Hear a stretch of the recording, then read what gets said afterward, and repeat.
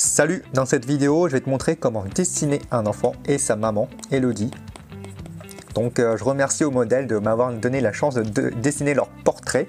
Donc si tu as des difficultés à dessiner justement avec les bonnes proportions les enfants et les femmes, c'est un petit peu la même chose parce qu'on est sur quelque chose de très doux en termes de dessin. Parce que voilà, si tu mets trop de traits sur un enfant, ça va le vieillir. Si tu mets trop de traits à une femme, ça passera pas du tout, tout simplement. Ici, on va se concentrer justement sur le volume des joues. J'ai vraiment adoré dessiner les joues d'Elodie, les joues de son enfant aussi. C'est un petit peu particulier parce qu'on a une lumière assez particulière, donc je vais te montrer tout ça. Ici, c'est un dessin d'après photo. Et en fait, la difficulté, c'est que c'était deux photos différentes. Et donc, voilà, j'ai vraiment eu du mal à rassembler et avoir une lumière cohérente. Et c'est ça qui était difficile parce qu'on avait une lumière un petit peu diffuse pour Elodie. Et on a une lumière, une double lumière qui partait de front comme ça et une qui arrivait de l'arrière.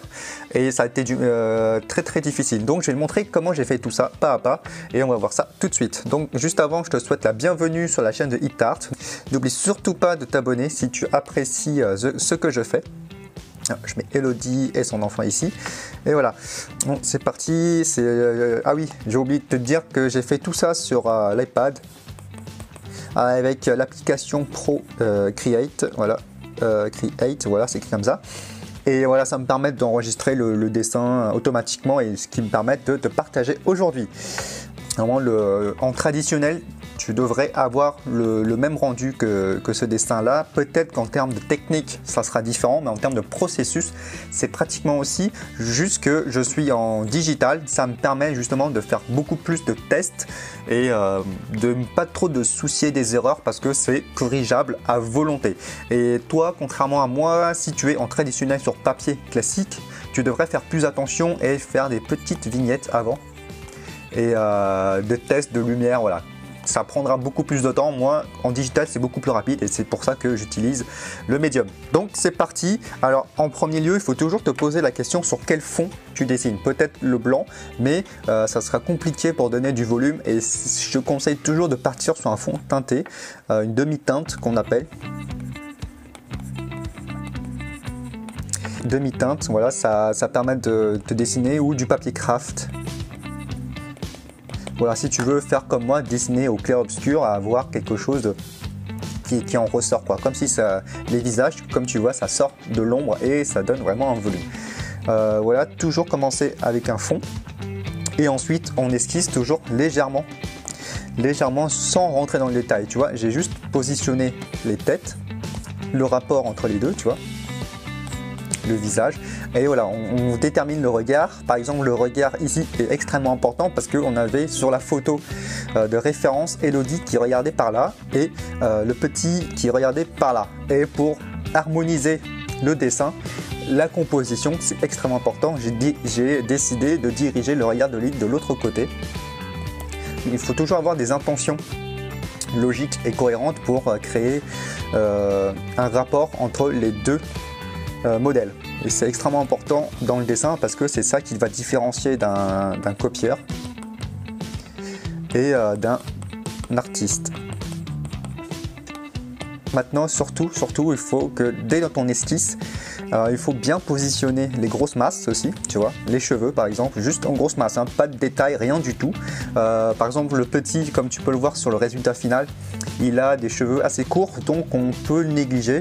Et ce qui fait qu'il faut surtout faire attention au placement de ses sourcils, de ses yeux en grosse masse, tu vois, sa bouche, son nez, sa bouche, le bas de son menton, pareil pour Elodie. Les sourcils, les yeux, une grosse masse, le nez. Tu vois, le nez ici, j'ai pas dessiné le nez, si tu remarques bien, mais j'ai dessiné l'ombre du nez. C'est ça qui est la différence entre les personnes qui galèrent à dessiner le portrait, c'est observer surtout l'ombre. Comme tu peux le voir en gros plan sur Elodie, la grosse masse d'ombre. Ici, tu vois, c'est ça qui fera en sorte que tu vas bien placer le nez et c'est pas comme tu peux le voir souvent les gens dessinent par structure, c'est-à-dire qu'ils s'imaginent que le nez par exemple de Elodie est un bloc, une brique comme ça. Tu peux le faire aussi Ça, c'est quand on dessine seulement le nez, mais dans un ensemble, dans un portrait, dans son entièreté, le plus simple, c'est toujours de regarder les ombres et non la structure. Voilà. Et ce qui fait que voilà, on travaille plus les formes d'ombre que la forme structurelle en elle-même. Ensuite, tu vois, je place, sans rentrer dans les détails, tu vois, j'ai pas encore ombré, j'ai rien ombré du tout. Là, j'ai mis un petit peu de lumière, tu vois, comme tu peux le voir ici et ici. C'est pas obligatoire parce que là, c'était pour tester la lumière avant d'aller plus loin. Toi, normalement, tu aurais dû faire un brouillon avant de ça, avant de continuer. Hein, parce que voilà, moi je te déconseille la lumière, quand tu es en traditionnel, il faut toujours faire ça en dernier, la lumière. Là, après, je trouvais que mon fond était trop clair par rapport à la peau, tu vois, moi je voulais pas trop galérer, passer trop de temps à mettre trop de blanc sur la peau, donc j'ai préféré ombrer le fond, ce qui fait en sorte que par rapport au fond et à la peau des modèles, bah, en fait la peau est plus claire, et ce qui fait que ça ressort plus le visage. Voilà, tu vois, j'ai effacé ensuite le blanc. Ensuite, comme c'est la technologie, bah, on va dire que j'ai gommé tout le modèle. En fait, ça me permet de redessiner par-dessus et d'avoir des traits beaucoup plus clairs. Et donc, il faut vraiment faire attention à avoir des traits clairs, nets et précises. Non, c'est un trait, pardon. Un trait clair, net et précis. Et donc voilà, c'est comme j'en parle souvent dans les emails. Si tu n'as pas rejoint les emails, tu as le lien en description en bas. Je parle de Sainte Claire, hein. C'est une religion et donc forcément, faut vraiment, c'est dogmatique. Si tu veux vraiment avoir un dessin réussi, il faut avoir un trait clair, net et précis, et c'est extrêmement important. À partir de ce moment-là, comme tu peux voir, j'ai un dessin très simple, tu vois, juste avec une seule valeur d'ombre. Tu vois, comme tu peux le voir, tu vois, il n'y a pas 36 000 valeurs. Ici, j'ai pas encore ombré le petit, mais tu vois, j'ai juste dessiné le contour des ombres. Je me suis pas amusé à le remplir. Pourquoi ça? Parce que si tu t'amuses à ombrer dès le départ sans avoir les ombres claires, nettes et précis, c'est compliqué si tu veux modifier, si tu fais des erreurs, si tu gommes. Et voilà, c'est de plus en plus de travail pour rien. Et donc, si tu te trompes ici, par exemple, juste là, tu vois, tu as juste à modifier, tu as juste à gommer le petit trait et à l'effacer. Ensuite, si on continue dans le dessin, à ce moment-là, tu vois, quand je suis sûr de mon ombre, j'ombre. Ensuite, à partir de ce moment-là, tu peux commencer à mettre du blanc, mais je trouve qu'avec du recul, c'est toujours trop tôt. Je mets toujours le blanc trop vite, hein. C'est jamais trop tard pour mettre du blanc, c'est toujours à la fin.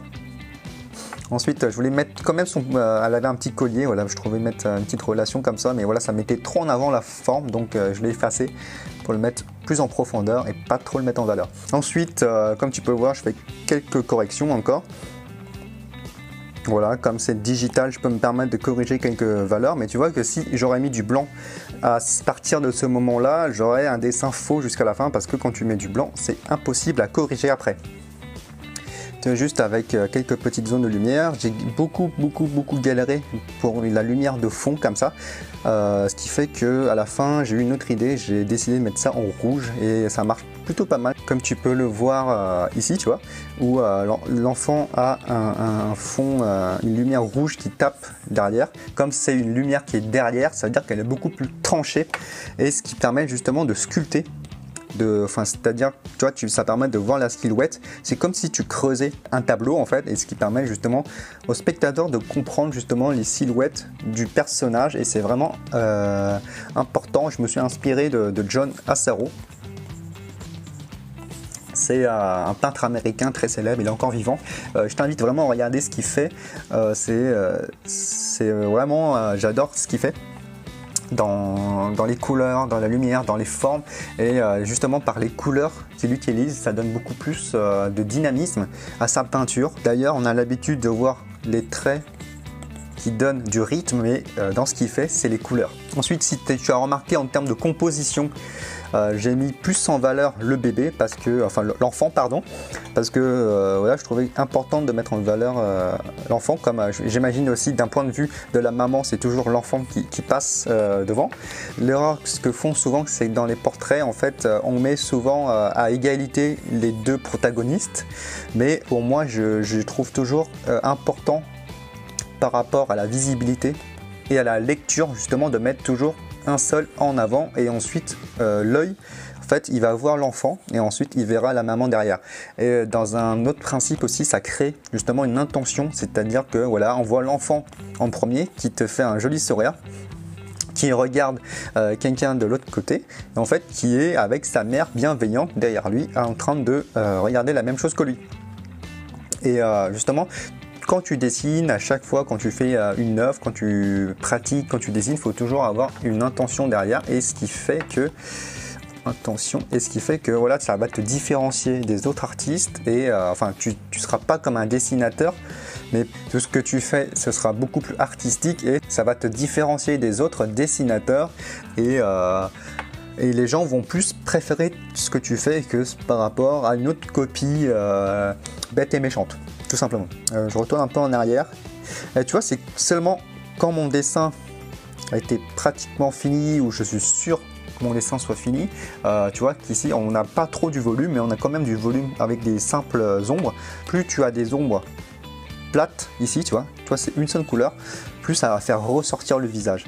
Tu vois, c'est pas parce que tu fais beaucoup de dégradés dans l'ombre, beaucoup de dégradés au niveau des joues, beaucoup de dégradés par-ci par-là, que ça va donner du volume. Mais en fait, c'est le contraire, c'est parce que tu mets très peu de valeur dans tes ombres.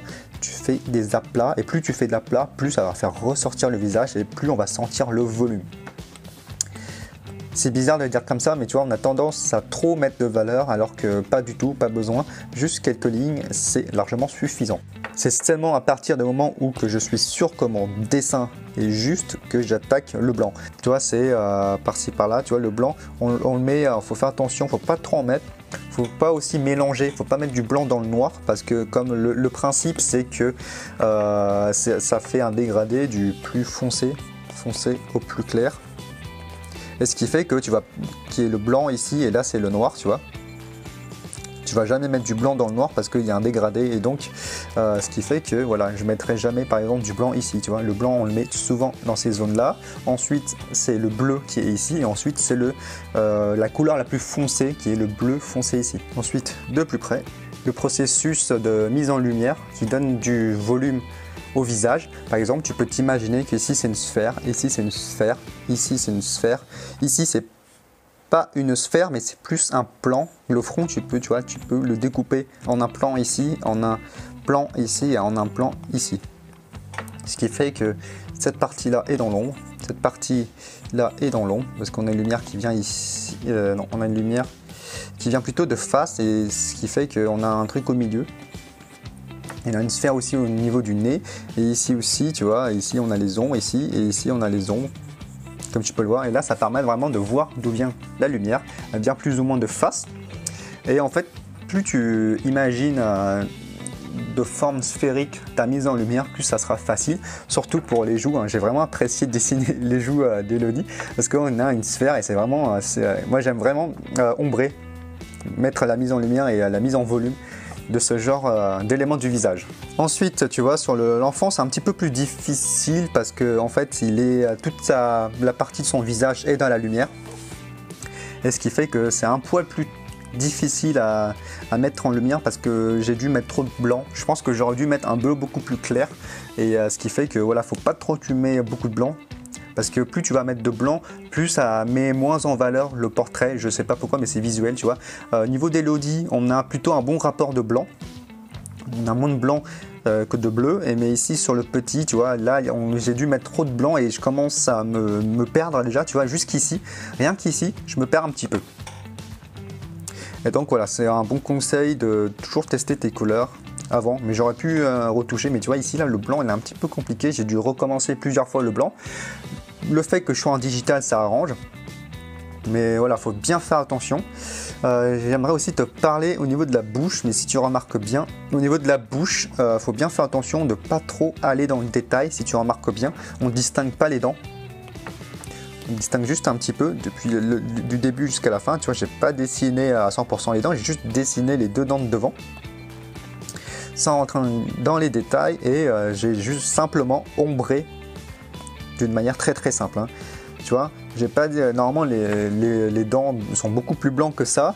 Même la gencive, si tu remarques bien, le petit point blanc là, ici, de la gencive, ça permet de suggérer que la gencive est mouillée. Et en fait, juste en mettant un petit point blanc, tu suggères que c'est huileux, on va dire. Sur le nez, généralement quand on met un point blanc sur le nez, à la fois ça va permettre d'attirer le regard, mais en fait on exploite, on va dire, le sébum du nez pour le mettre en valeur. Et ce qui est fait, c'est qu'on a un triangle. Des zones humides, les yeux sont humides, les yeux sur